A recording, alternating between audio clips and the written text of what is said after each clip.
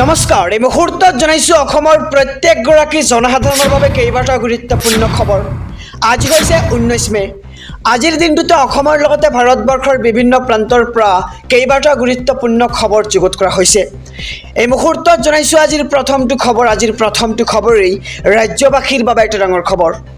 নিৰ্বাচনৰ মাজতেই জনতালৈ বৃহৎ সকাহ, দাম কমিব 41 বিধকৈ ঔষধৰ। ডায়েবেটিছ, হৃদৰোগ, যকৃতজনিত ৰোগৰ ঔষধৰ দাম হ্ৰাসৰ সিদ্ধান্ত। নেশ্যনেল ফাৰ্মাচিউটিকেল প্ৰাইজিং অথৰিটিয়ে দিলে এই ভাল খবৰটো। আৰু মধুমেহ, হৃদৰোগ, যকৃত, এলাৰ্জি, বিষৰ ঔষধৰ দাম হ্ৰাস কৰা হ'ব। আৰু দাম হ্ৰাস পাব ইনফেকশ্যন মাল্টিভিটামিন এণ্টিবায়'টিকৰ। আজি অনুষ্ঠিত NPPৰ বৈঠকত লোৱা হৈছে এই বৃহৎ সিদ্ধান্ত। আৰু নিৰ্বাচনৰ মাজতেই জনতালৈ এই সকাহ প্ৰদান কৰা হৈছে।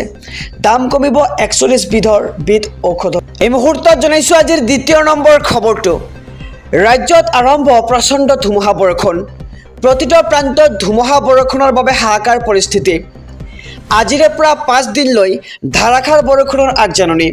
আৰু ঘণ্টাত প্ৰায় 40ৰ পৰা 50 কিলোমিটাৰ বেগত আহি আছে এই ধুমুহা। 24 ঘণ্টাৰ ভিতৰত কাল ৰূপ ল'ব পাৰে এইবাৰ বতৰে। মধ্য অসম আৰু উজনি অসমত ধুমুহাৰ অধিক প্ৰভাৱ পৰাৰ সম্ভাৱনা। আৰু আগন্তুক 22 মে পৰ্যন্ত বতৰক লৈ আগজাননী বতৰ বিজ্ঞান কেন্দ্ৰৰ আৰু আঞ্চলিক বতৰ বিজ্ঞান কেন্দ্ৰৰ ৱেবছাইটত প্ৰকাশ কৰিছে এই তথ্য। সাগৰ পৃষ্ঠত উৎপত্তি হোৱা ধুমুহাৰ বাবে উত্তৰ পূবলৈ এলাৰ্ট জাৰি। আৰু ইতিমধ্যে গুৱাহাটীকে ধৰি ভিন্ন প্ৰান্তত ধুমুহা বৰষুণ দেখিবলৈ পোৱা গৈছে। গুৱাহাটীত ধুমুহাৰ ফলত বন্ধ হৈ পৰিল এইবাৰ ৰাজপথ। ৰাজ্যত আৰম্ভ হৈছে প্ৰচণ্ড ধুমুহা আৰু বৰষুণ। প্ৰতিটো প্ৰান্তত প্ৰচণ্ড ধুমুহা বৰষুণৰ বাবে হাহাকাৰ হৈ পৰিছে পৰিস্থিতি। এই মুহূৰ্তত জনাইছোঁ আজিৰ তৃতীয় নম্বৰ খবৰটো। কি পৰিৱৰ্তন হ'ব দেশৰ আইন ব্যৱস্থাত। দেশত আহি আছে 3খনকৈ নতুন কঠোৰ ফৌজদাৰী আইন। আৰু আগন্তুক 1 জুলাইৰ পৰা বলবৎ হ'ব এই আইন 3খন। এই আইন 3খন আইনত কি আছে আৰু ব্যাখ্যা আগবঢ়ালে কেন্দ্ৰীয় আইন মন্ত্ৰীয়ে। পূৰ্বৰ আইনী বিচাৰ প্ৰক্ৰিয়া সলনি কৰিব বিচৰাৰ উদ্দেশ্য জনালে মন্ত্ৰীজনে। আৰু আইনৰ জৰিয়তে ভাৰতীয়ক দণ্ড বিহাত উদ্দেশ্য আছিল ব্ৰিটিছৰ। আৰু আমাৰ উদ্দেশ্য আইনৰ জৰিয়তে মানুহক ন্যায় প্ৰদান কৰা, যাৰ বাবে দণ্ড সংহিতা আঁতৰাই ন্যায় সংহিতা অনা হৈছে। আৰু পূৰ্বে গুৰুতৰ অপৰাধত আৰোপ কৰা বহুতো ধাৰাত আছিল সুৰংগা। নতুন আইন দ্বাৰা আৰোপ কৰা শাস্তি আৰু কঠোৰ কৰিব নতুন আইনে। আৰু কাৰাদণ্ডৰ পৰা জৰিমনালৈ সকলো বৃহৎ হ'ব নতুন আইনৰ ধাৰাত।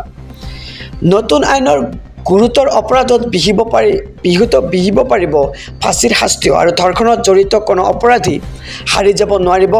দেশত অন্ত পৰিব IPC আৰু CRPC। প্ৰযোজ্য হ'ব ন্যায় সংহিতা, নাগৰিক সুৰক্ষা সংহিতা আৰু সাক্ষ্য আইন। নতুন আইন অনুসৰি গণহত্যাত জড়িত অপৰাধীক দিয়া হ'ব ফাঁচী। আৰু কিশোৰী ধৰ্ষণত জড়িত অপৰাধীক যাৱজ্জীৱন কাৰাদণ্ড দিয়া হ'ব। দলবদ্ধ ধৰ্ষণত থাকিব মৃত্যুদণ্ডৰ শাস্তি। লগতে আৰক্ষীয়ে দিব লাগিব গ্ৰেপ্তাৰ কৰাৰ তথ্য। সন্ত্ৰাসবাদক লৈও দেশত বলবৎ হ'ব কঠোৰ আইন। মানৱ অধিকাৰৰ নামত সন্ত্ৰাসবাদীক দিব নোৱাৰিব নিৰাপত্তা। আৰু নতুন আইন মৰ্মে ৰাজদ্ৰোহৰ পৰিৱৰ্তে থাকিব দেশদ্ৰোহ আইন। আৰু প্ৰযোজ্য নহ'ব হিট এণ্ড ৰাণত অপৰাধ কৰা শাস্তি। আৰু সাময়িকভাৱে কেন্দ্ৰীয় চৰকাৰে স্থগিত ৰাখিছে 106 নম্বৰৰ 2 নম্বৰ ধাৰাটো। এই মুহূৰ্তত জনাইছোঁ আজিৰ 4ৰ্থ নম্বৰ খবৰটো। ই-ৰিক্সা চালকৰ বাবে আহি গ'ল নতুন নিয়ম নামানিলে ৰাজপথৰ পৰা জব্দ কৰা হ'ব আপোনাৰ ই-ৰিক্সাখন।